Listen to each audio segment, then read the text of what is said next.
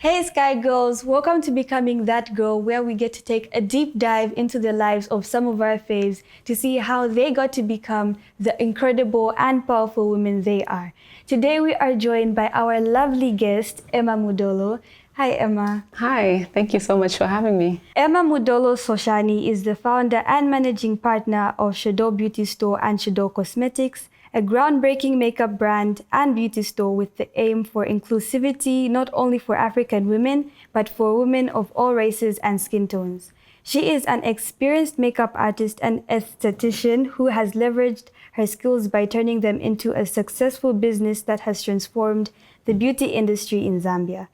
Her beauty store, Shadol, has 3 locations across Zambia, and the products on offer are widely known amongst the beauty community in Zambia, providing skincare products that are suitable for a wide range of skin types.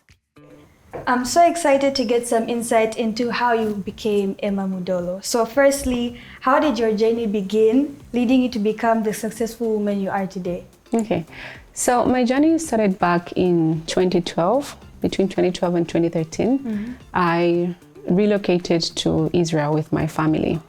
And when I moved to Israel, I wasn't able to get a job because of the language barrier and other barriers that I had. And when I was there, I really wanted to be very productive, to do something. And I started looking back home and see what can I do back home that would benefit me and my family while living in Israel. The ideas of skincare and hair care, mostly skincare, started popping up, mostly because I was suffering from acne after my pregnancy for quite a long time. So I tried a few products in Israel that worked for my skin, and I thought it would be a great idea to introduce these products that worked really great on my skin back to my country. And in 2013, by then, Beauty Holy Land was born, which today we call Shadol. Oh, yeah, that's really nice. That was the beginning. What really inspired you to start Shadol, and how did you tackle the challenges when you first began? My biggest inspiration, like I said, was I think first of all, I was looking at what I was battling with. I had acne issues for quite some time, and looking back home, I definitely saw quite a lot of young girls, not even young, some elderly, suffering from skin issues. And when I was in Israel, I discovered the Dead Sea products, which were really, really great for the skin, and they worked really, really well for my skin. So I thought of bringing that back home. So I think my biggest inspiration then was basically what I was going through. I really wanted to sort out problems that other people were facing that were similar to mine. Challenges that were there, of course, starting a business is really not easy. I was based in Israel at the time, and I had to do literally everything remotely. So I had people on the ground that helped me to get a shop, do a little bit of research, not so much in detail, but a bit of research. And after going through all that back and forth, we then set up the store in Lusaka, Cairo Mall. But I think after setting up the shop, this is when the real challenges began. Yeah. That's very inspiring. Having African parents, or like Zambian parents to be specific, it's not really easy to venture into something like makeup or modeling and that type of stuff. So did your parents or family support you? And if not, how did you manage to continue? So I had a very great support system, really, really great. Starting from my mom, she was a woman that believed in doing what you want and the passion that you feel like doing. She was very open-minded. She wasn't very close-minded, I can say. So my mom was very supportive from the beginning, and also my husband. My husband had always been there from the beginning until today. And Shadol has grown to become a family business. When we started Shadol Beauty Store, formerly called Beauty Holy Land, it was basically started on a family basis. It was my brother involved, my sister who's a managing partner, and later on my elder brother and my sister-in-law joined the company. So it's basically been all about family. So my family has been very, very supportive. I cannot say that I did not get any support. Oh, that's really that's really nice. So how did you discover your passion for makeup, and how did it evolve into a thriving business? Well, my passion for makeup, honestly saying, I wasn't really passionate about makeup. It's not something that I dreamt of doing or had, the urge when you're young. Like, you want to do a certain career. You want to be a nurse, doctor, and all that. Never at one point did I think of becoming a makeup artist or having this beauty brand that we have right now.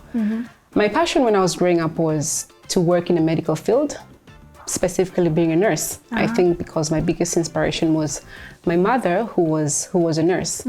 But due to circumstances along the way, I was not able to pursue my dream career.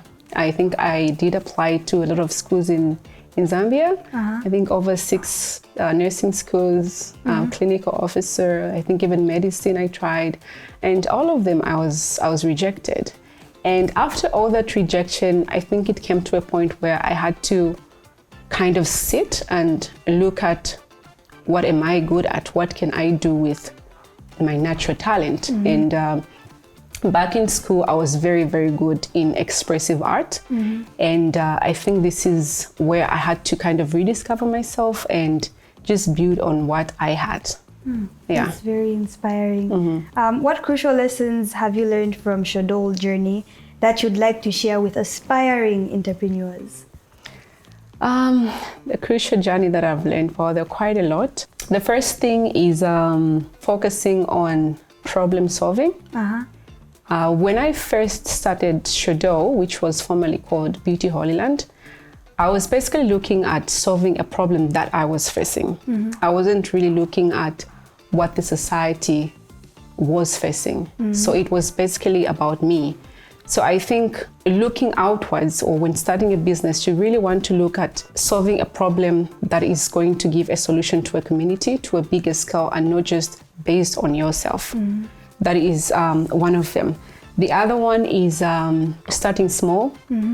I think the first time we started the business, I can't say we started very big, but at that time it was quite a bit of an investment. So we started quite big, and with time we had to kind of fall, like almost like a free fall, where we go up and you just go down, because we didn't do proper research and we didn't know the market. So we did a free fall, which is really not advisable when you're starting a business. You want to start small, learn the market, and grow with the business.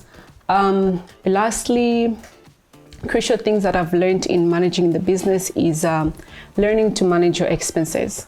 I think this is very key, especially for small businesses. It's very, very difficult to really separate yourself and the business. I think even if you are really small, you're starting out with the smallest amount you can think of. The best thing you can do from the scratch or from start is to separate yourself from the business. Give yourself a salary, manage your expenses, monitor your expenses, and record every little expense that you get in the business. Okay. Yeah. I think the entrepreneurs have gotten something from that. Can you recall a challenging moment in your journey and how you overcame it? A challenging moment in my journey, I think the biggest challenge was when I lost my mother in 2018. I think throughout my journey, that was the biggest kind of stop. I literally came to like a pause in literally everything in my life, including my business. It was life-changing. It was literally an altar to my well-being. The perspective of how I was seeing everything from the business perspective, family, and everything was really different. And I'm glad 3 years down the line or so, I'm looking at things from a different perspective, but definitely that incidents that happened in 2018 did alter on how I am today. Okay. Yeah. What advice would you give to teenage girls of creating their own path? Creating your own path. Okay, so first of all, you need to embrace your dreams and passion. Embrace your dreams and passion because this is what is going to give you a compass of where you want to be. That's number one. Number two is be open to new ideas. Be open to new ideas.